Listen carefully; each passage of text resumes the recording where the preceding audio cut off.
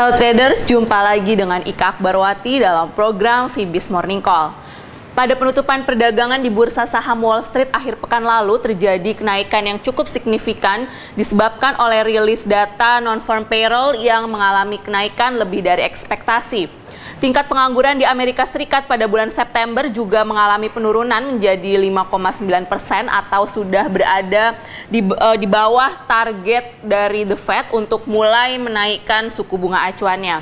Kondisi ini mengakibatkan indeks-indeks di bursa saham Amerika Serikat ditutup menguat, di mana indeks Dow Jones mengalami peningkatan sebesar 1,24%, indeks S&P 500 ditutup naik 1,12% dan indeks Nasdaq juga mengalami kenaikan sebesar 1,03%.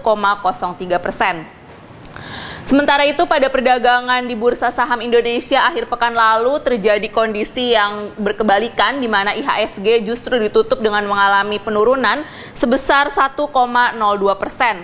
Para investor asing melakukan aksi ambil untung sehingga mengakibatkan IHSG meninggalkan level 5.000 poin yang merupakan level support kuat selama beberapa hari belakangan. Salah satu faktor yang mendorong aksi jual di bursa saham Indonesia adalah akibat rilis data neraca perdagangan yang menunjukkan defisit pada bulan Agustus yang lalu. Pada perdagangan di Asia hari ini cenderung mengalami kondisi yang sepi karena beberapa bursa saham seperti bursa Malaysia, Tiongkok, Singapura, dan India masih tutup untuk merayakan libur nasional di negaranya masing-masing. Indeks Nikkei pada perdagangan pagi ini mengalami kenaikan signifikan sebesar 0,82% didukung oleh melemahnya yen yang kembali ke kisaran terendah dalam 6 tahun belakangan terhadap dolar Amerika Serikat. Sementara itu, indeks Kospi di bursa Korea Selatan juga mengalami kenaikan sebesar 0,4% dan saat ini berada di level tertinggi dalam 6 hari belakangan.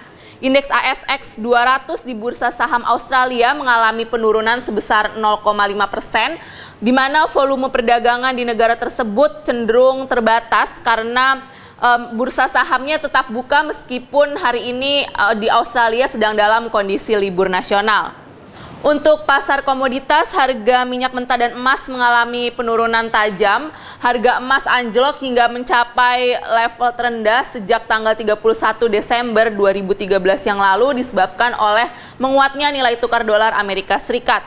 Sementara itu, harga minyak mentah juga mengalami penurunan sebesar 0,16%. Dan harga minyak WTI mengalami perdagangan di bawah level $90 per barrel untuk 2 hari berturut-turut. Dari pasar falas, nilai tukar dolar Amerika Serikat masih berada di dalam kondisi bullish terhadap rival-rival utamanya, meskipun terhadap euro pagi ini cenderung mengalami retreat sedikit, yaitu euro berhasil naik sebesar 0,02% meskipun masih berada di kisaran terendah dalam 2 tahun belakangan. Sementara itu, yen Jepang juga mengalami pergerakan menguat tipis sebesar 0,09%. Dan nilai tukar Aussie dolar masih mengalami penurunan lanjutan sebesar 0,02%. Nilai tukar Aussie ini berada di kisaran terendah dalam 4 tahun belakangan terhadap dolar Amerika Serikat.